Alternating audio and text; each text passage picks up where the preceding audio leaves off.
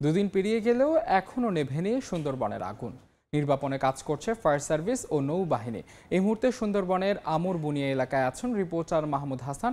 সরাসরি যুক্ত হচ্ছে তার সঙ্গে। মাহমুদ, যে সুন্দরবনের আগুন লাগানোর যে বিষয়টা নিয়ে বেগ পেতে হয়েছিল সেটা কিছুক্ষণ আগে সেটা কেটে গেছে। তার কারণ হলো এই যে বোলা নদীতে যে পানিটার জন্যই যে সংযোগ দিয়ে পানিটা উঠিয়ে সুন্দরবনে ছেটানো হয়েছিল, সেই একটু আগে কিন্তু এখানে জোয়ার এসেছে এবং ফায়ার সার্ভিস কর্মীরা কিন্তু কার্যক্রম শুরু করে দিয়েছে। তবে এই যে গত 2 দিন যাবত যে ফায়ার সার্ভিস, নৌবাহিনী, বিমান বাহিনী যারা কাজ করেছে, স্বেচ্ছাসেবক কাজ করেছে, তাদের সাথে আজকে সকাল থেকে যোগ দিয়েছে কিন্তু ফায়ার সার্ভিসের পরিচালক সহ একটি বড় টিম।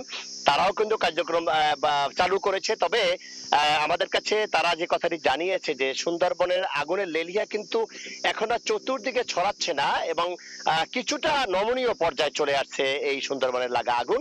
তবে আগুন কিন্তু এখনো সম্পূর্ণভাবে নিয়ন্ত্রণে আসেনি। কারণ হলো সুন্দরবনে যে জায়গাটি আগুন লেগেছে সেখানে শুকনো কাঠ এবং মরা পাতা অসংখ্য রয়েছে, যার কারণে কিন্তু এখনো মাঝে মাঝে ধোঁয়া উঠছে, যা তার ফলেই কিন্তু এরা সেই এলাকায় কিন্তু পানি ছিটাচ্ছে এবং যেখানেই তারা ধোঁয়া দেখছে বা আগুন দেখে সেখানেই কিন্তু তারা দ্রুত গিয়ে স্বেচ্ছাসেবক গিয়ে কিন্তু আগুনটা নমনীয় করার চেষ্টা করছে।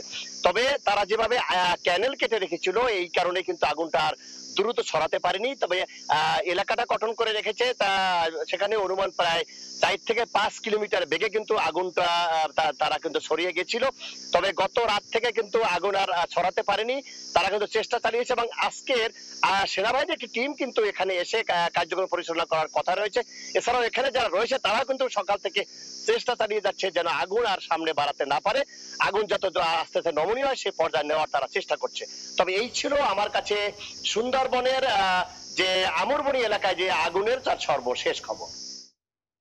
2 দিন পেরিয়ে গেলেও নেভেনি এখনও সুন্দরবনের আগুন। সে খবর জানতে সরাসরি যুক্ত ছিলাম সেখানে।